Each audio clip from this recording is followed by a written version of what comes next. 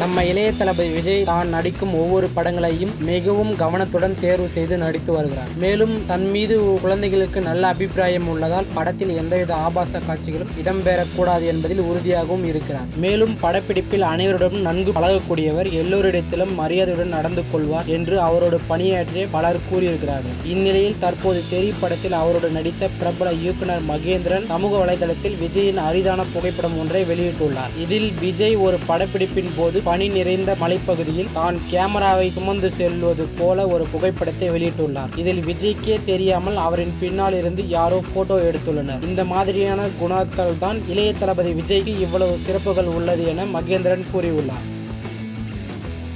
தளபதி விஜய் பற்றிய மேலும் பல செய்திகளை அறிந்து கொள்ள மக்கள் தளபதி விஜய் சேனலை சப்ஸ்கிரைப் செய்யவும். நன்றி, வணக்கம்.